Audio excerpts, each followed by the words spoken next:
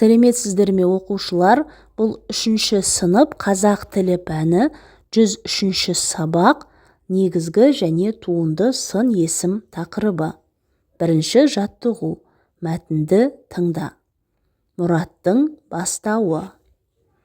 Ойын алаңының арғы жағындағы кішкене жартастың түбінде бір топ құрақ өсіп тұрған. Бірде соның жанына барып демалып отырдық. Бұрын осы жерде бастау болған дейді атам. Әне, жер тымданып жатыр. Қазып көрсек қайтеді. Мүмкін су шығар, деді Мұрат. Оның сөзін әркім өзінше күлкіге айналдырып жіберді. Мейлі, күле беріңдер, деп Мұрат өкпелеп кетіп қалды. Біз қайтадан ойынға кіріскенбіз. Мұрат келе жатыр, деп бір бала дауыстап жіберді. Жалт қарасақ, Мұрат келе жатыр екен. Қолында күрегі бар. Ол әлгі ойпаң жерді қазуға кірісті. 2-3 күрек бойы қазғанда су шығып, бүлкілдеп аға бастады. Бізде үн жоқ. Мұрат бізге күле қарап, бастаудың мөлдір суынан ішіңдер, деді. Біз бастау суын қос уыстай іліп алып, ішіп жатырмыз.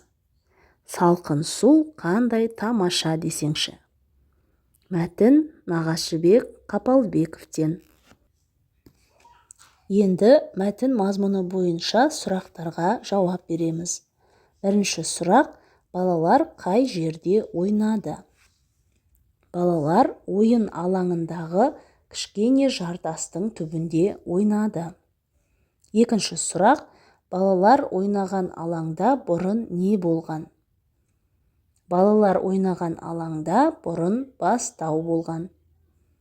Үшінші сұрақ: Мұрат бастауды қандай белгілеріне қарап тапты? Мұрат жердің тымданып жатқанына қарап бастауды тапты. Төртінші сұрақ: Мұраттың бастауды табуына оның қандай қасиеттері көмектесті? Мұраттың бастауды табуына еңбекқорлығы, ақылдылығы, қызығушылығы көмектесті. Бесінші тапсырма: бұлақ суының адамға қандай пайдасы бар? Бұлақ суы жер астынан шығатын минералдарға бай, табиғи таза, емдік қасиеті бар су көзі. Ол ағзаны улы заттардан тазартып, иммунитетті нығайтады, ас қорытуды жақсартады және терінің саулығын арттырады. Мәтіндегі сын есімдерді тап.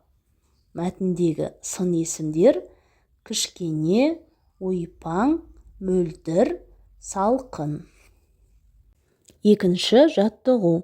Мәтінді көркем жаз. Сулы жер, нулы жер. Ну дегеніміз қалың тоғай. Тоғай іші көңілді.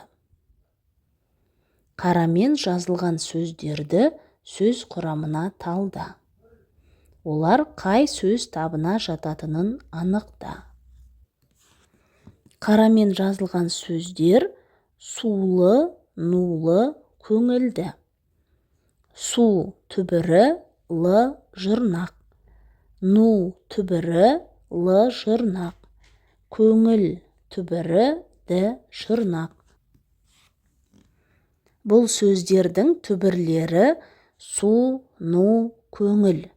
Олар зат есімдер. Оларға сөз тудырушы жырнақтар жалғанып, зат есімдерден сын есім туып тұр.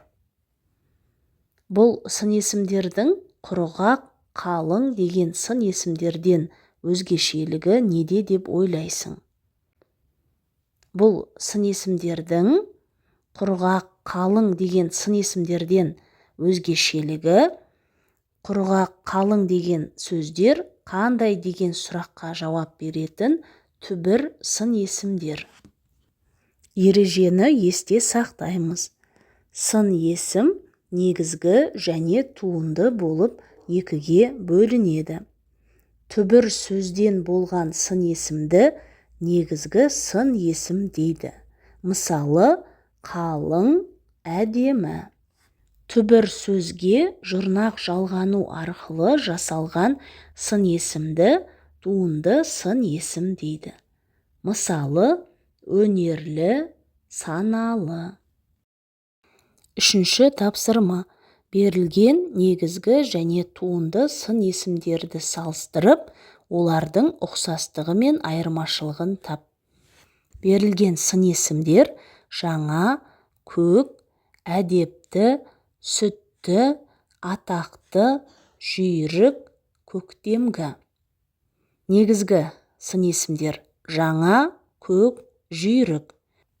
Туынды сын есімдер әдепті, сүтті, атақты, көктемгі. Олардың айырмашылығы негізгі сын есімнің түбірі сын есім болып келеді, ал туынды сын есімнің түбірі зат есім болып келеді. Мысалы, әдепті сөзінің түбірі әдеп, зат есім, ті, сөз тудырушы жұрнақ. Сүтті сөзінің түбірі сүт, ті, жұрнақ. Атақты сөзінің түбірі атақ, ты, жұрнақ. Көктемгі сөзінің түбірі көктем, гі, жұрнақ. Төртінші жаттығу. Оқы және не туралы айтылғанын анықта. Оның құлағы, құйрығы және жүні бар. Оның ұзын құлағы, қысқа құйрығы және жылы жүні бар. Жазда жүні сұр, ал қыста ақ болады. Мәтінде не туралы айтылғанын білуге қай сөз табы көмектесті? Мәтінде қоян туралы айтылған, мәтінде не туралы айтылғанын табуға көмектескен сөз табы сын есім. Олар ұзын, қысқа, жылы, сұр, ақ. Берілген етістіктерге ғыш, гіш, қыш, кіш жұрнақтарын жалғап, туынды сын есім жаса. Берілген етістіктер біл, жүз, тап, сез, байқа, сөйле, айт. Енді оларға жұрнақтар жалғаймыз. Білгіш, жүзгіш, тапқыш, сезгіш, байқағыш, сөйлегіш, айтқыш. Жасаған туынды сын есімдеріңнің қайсысын қоянды сипаттауда қолданасың? Қоянды сипаттауда сезгіш, байқағыш сын есімдерін қолдануға болады.